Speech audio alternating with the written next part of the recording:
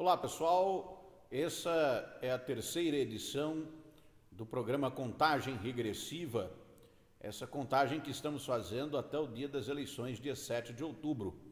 Esse é o terceiro programa de 14 programas que estão sendo publicados no YouTube, destacando os principais acontecimentos das eleições de 2018.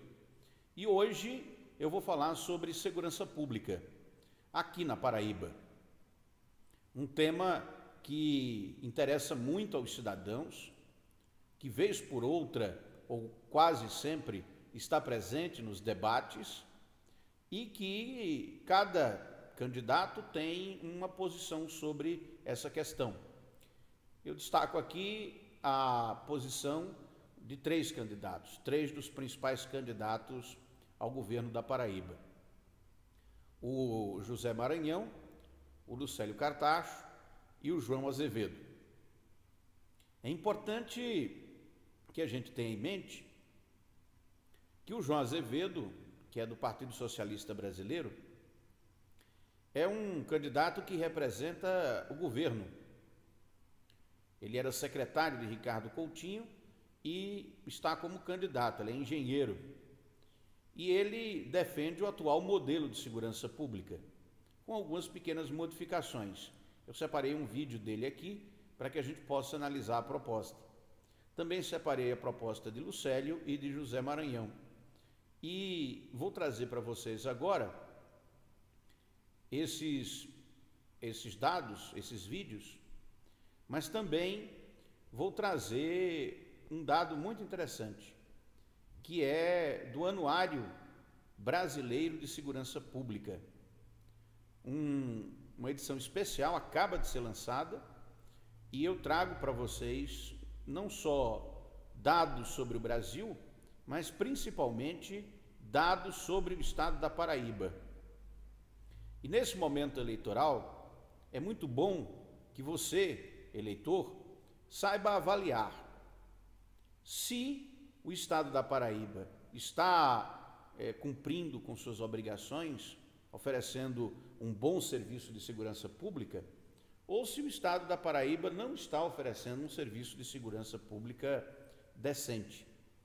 E é isso que interessa na hora de escolher quem vai continuar governando o estado. Nesse sentido, eu começo trazendo para vocês esses dados. Isso aqui eu separei o que dizem os três candidatos. Acho que eu vou começar por aqui. O que dizem os três candidatos a governador do estado da Paraíba sobre segurança pública. E é muito interessante prestar atenção nisso e depois avaliar o que realmente, como realmente está a segurança pública. Porque, a meu ver, eu vi os três vídeos, os candidatos não estão devidamente sintonizados com a realidade da segurança pública, salvo o melhor juízo. Mas vamos analisar as três propostas, começando com essa daqui, que é a proposta do José Maranhão. José Maranhão, que é candidato, como vocês sabem, pelo PMDB. José Américo, aqui na capital, uma pizzaria estava cheia, um bandido chega, anuncia o assalto. O problema é que um cliente tenta reagir e acaba ferido. O lugar estava lotado. O assaltante fez um arrastão no local. Quando o assaltante saía da pizzaria, um homem que passava pela calçada e tinha visto a ação, tentou impedir o assalto e atingiu o assaltante com uma pedra. O assaltante revidou e o homem acabou levando um tiro na cabeça. Infelizmente, o governo do estado está perdendo a guerra contra a criminalidade. Depois do quartel dos bombeiros e do PB1, invadiram 3 vezes uma escola técnica. Teve troca de tiros e terror contra os estudantes. E agora invadiram o prédio da Justiça Eleitoral. Isso precisa acabar. E vai acabar. Com Zé Maranhão governador, a segurança que a Paraíba precisa.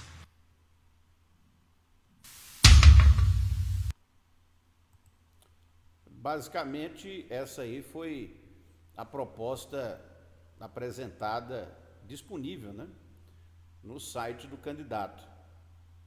Ele fala aí sobre a reação, né? Mostra uma situação real e fala sobre qual seria a reação, não detalhando especificamente o que vai fazer.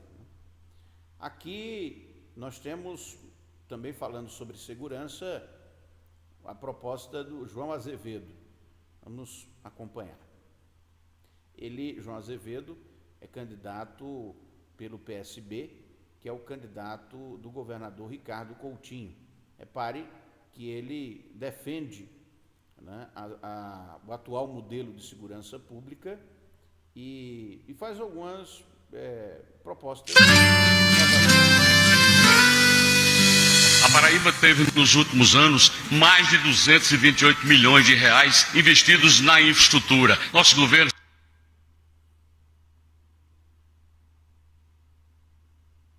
serão criados 4 novos batalhões.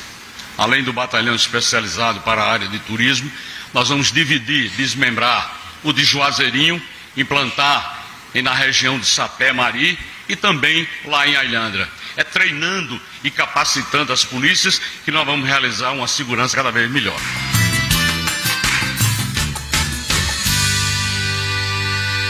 Aí o posicionamento do João, né, a respeito dessa questão da segurança pública, e vale a pena dar uma olhada também, não é? Ele também é candidato, a proposta aqui apresentada pelo Lucélio Cartacho. Vamos ouvir o que diz o candidato. Lucélio Cartacho, que é do PV, Partido Verde. O senhor falou em aumentar efetivo, em fazer concurso público, mas como é que cabe isso no orçamento, com os limites que se tem? Laerte, um governo que se propõe a ser eficiente, ele tem que fazer mais com menos. Ele tem que gastar aquilo que é essencialmente necessário. Tomar medidas para que o orçamento tenha folga para poder fazer investimento em algo que é essencial na vida das pessoas. É assim na segurança pública. Não adianta dizer que vai fazer investimento em segurança pública se você não contrata quem fez concurso público, se você não aumenta o efetivo, se você não investe também em algo essencial, que não é só a política ostensiva, mas a preventiva também.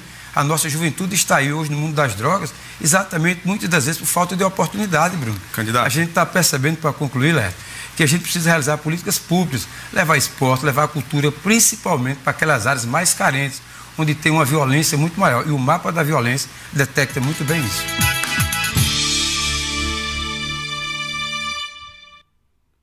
Está aí, né, basicamente, o que diz o Lucélio Cartacho. Você viu o que diz Lucélio, o João e o José Maranhão.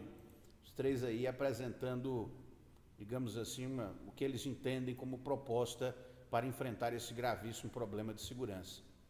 Mas o legal é trazer esses dados aqui para vocês do Anuário Brasileiro de Segurança Pública. Esse anuário ele é bastante interessante porque ele traz dados de 2014 até 2017 e esses dados eles estão, digamos assim, extraídos, né, de tal forma que podem ser muito úteis para a gente entender o que está acontecendo com o nosso Estado. Porque separa, inclusive, a questão das facções criminosas. O mapa, tem aqui a ficha institucional dele, né? Há uma série de especialistas que trabalham nesse projeto. O interessante notar também é que é uma instituição apoiada pela Open Society Foundation e pela Ford Foundation. Isso é o Fórum Brasileiro de Segurança Pública que realiza essa publicação e eu estou trazendo aqui para a gente analisar.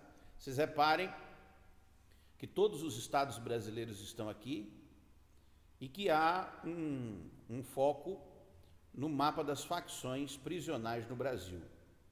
Essas facções elas têm desafiado as forças de segurança pública. No texto aqui, elaborado pela professora Camila Nunes Dias, que é pesquisadora do Núcleo de Estudos da Violência e associada ao Fórum Brasileiro de Segurança Pública, esse texto também do Bruno Paes Manso, que é jornalista e pesquisador do Núcleo de Estudos da Violência da USP, e eles trazem aqui algumas referências ao estado da Paraíba. Uma delas é essa aqui que eu vou destacar para a gente observar bem. Eles falam aqui que neste cenário institucional não é difícil compreender como ocorreu o processo de faccionalização do país. Eles se referem aqui ao surgimento das organizações criminosas, das facções criminosas em todo o país. Isso é um processo nacional. E citam o que esses movimentos, né, os 4 movimentos que levaram ao surgimento dessas facções. E aqui um destaque para o estado da Paraíba. O movimento 3 foi o surgimento de grupos locais em quase todos os estados, em aliança. O exemplo aqui que ele dá, GDSE, o Bonde dos 13 AC, Estados Unidos na Paraíba, Bonde dos Malucos na Bahia, ou em oposição, como é o caso do FDN do Amazonas, o PGC do Santa Catarina, Al-Qaeda, facção criminosa aqui do estado da Paraíba, o Sindicato do Crime RN, ao PCC. Foram grupos locais que surgiram no estado da Paraíba, no caso, Estados Unidos em aliança ao PCC e a Al-Qaeda em oposição ao PCC. Essas facções criminosas hoje dominam o crime organizado em todo o país. E o Fórum fez um mapa, está aqui o mapa nacional, que mostra a atuação das facções prisionais no Brasil, as facções criminosas que dominam o crime organizado e que também dominam as prisões. Aqui o destaque para Paraíba, com PCC, Al-Qaeda e Estados Unidos. Eles chamam Estados Unidos, mas normalmente é conhecido também pela sigla EUA. Al-Qaeda é uma referência à Al-Qaeda, que é um grupo terrorista, né, conhecido do Oriente Médio. Essas duas facções surgiram começaram a crescer justamente no momento em que os conflitos armados no Oriente Médio estavam efervescendo entre os Estados Unidos e a Al-Qaeda, por isso esses nomes aí sugestivos. É interessante anotar que as facções elas são identificadas e os estados mais perigosos são aqueles que têm 3 ou mais facções, que é o caso aqui, como você pode ver na cor azul mais escuro, do estado da Paraíba. Muito bem, eu separei a parte que está só sobre o estado da Paraíba. Está aqui. Essa é a parte do estudo, da pesquisa, que mostra como está o estado da Paraíba. Tem aqui a estatística do estado, um índice de vulnerabilidade juvenil à violência e desigualdade racial de 0,442, é o 8º estado com maior índice do país, a população de 4 milhões de habitantes, rendimento domiciliar per capita 16º entre os estados, o IDH o 23º lugar no país, no ranking de qualidade da informação sobre segurança pública, a Paraíba ocupa o 10º lugar, porque ainda tem, digamos assim, estatística muito rudimentar. Isso quer dizer que boa parte dos dados são coletados manualmente e não são informados à população. O anuário, o Fórum, faz um elogio aqui ao governo por ter reduzido de 44 para 31,9 a taxa de mortes violentas intencionais, mas faz críticas também. E as críticas estão aqui. O desequilíbrio da autonomia das forças policiais do Estado, que conta com polícia militar e bombeiros basicamente independentes e com uma polícia civil que sequer tem orçamento próprio e a qual ainda é subordinada à perícia criminal. Mostra a necessidade de adotar rapidamente um mecanismo de governança orçamentária que fortaleça a capacidade de coordenação da Secretaria de Segurança. Este papel de coordenação é fundamental para que os esforços do sistema sejam convergentes e não pode estar à mercê das boas relações pessoais entre secretário e comandantes.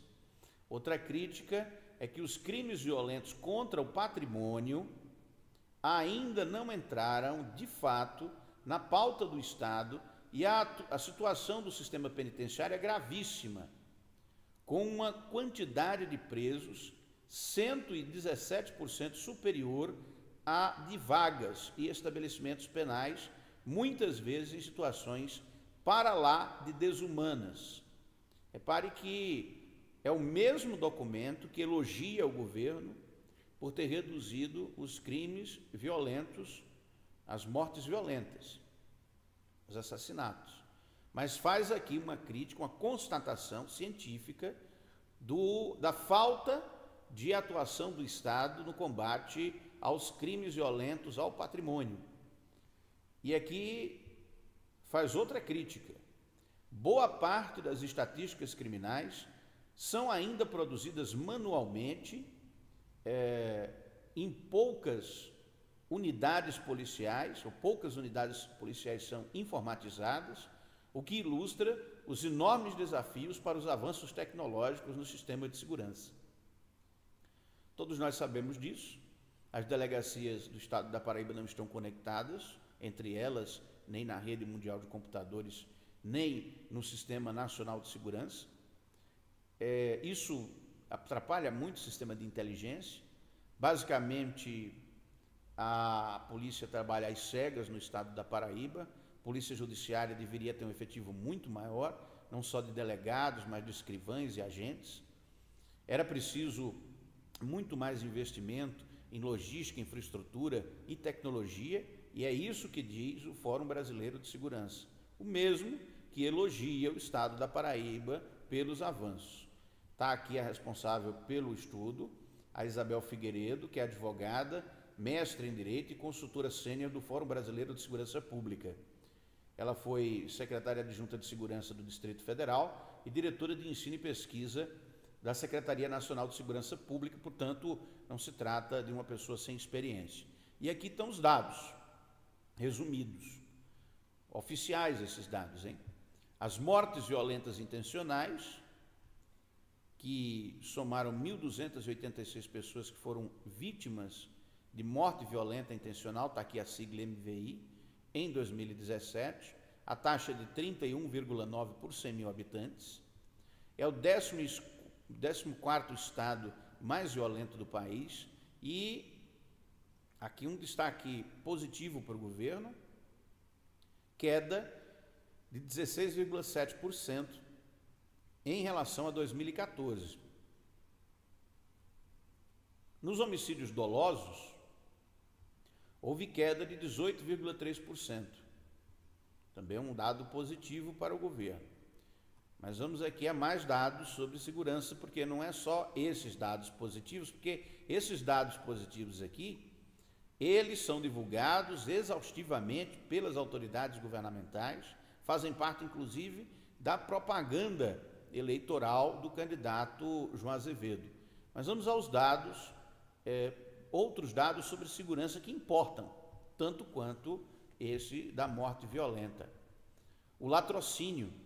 38 pessoas foram vítimas em 2017. O latrocínio, como você sabe, é a morte com a intenção de matar, né? Quando o assalto ocorre e, além de roubar, o ladrão mata a vítima ou as vítimas. Foram 38 pessoas mortas. A taxa de latrocínios na Paraíba cresceu 96%. 96%.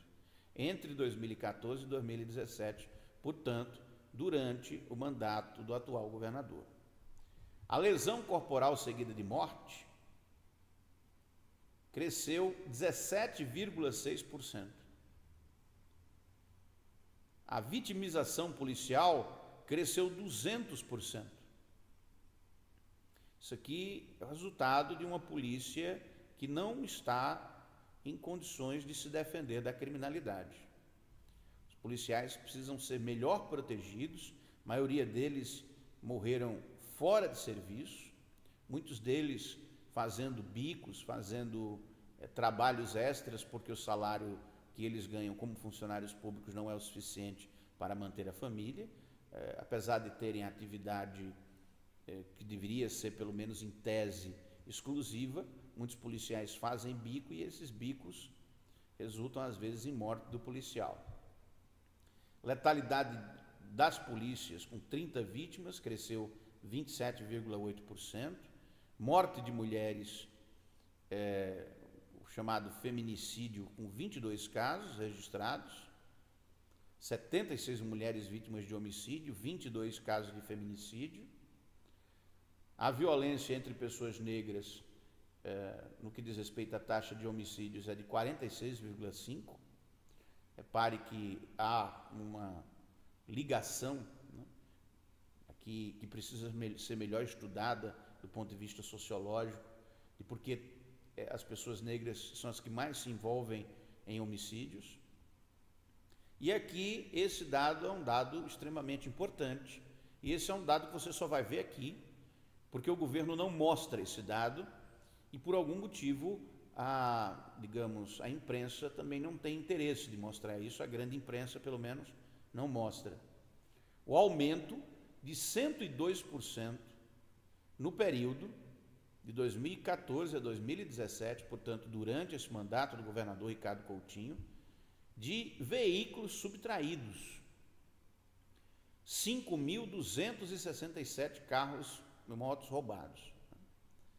102% de aumento. Nesse mandato do governador, 15.543 veículos foram furtados na Paraíba. O aumento, está aqui, de carga roubada foi estratosférico, 1.892%. 1.892%.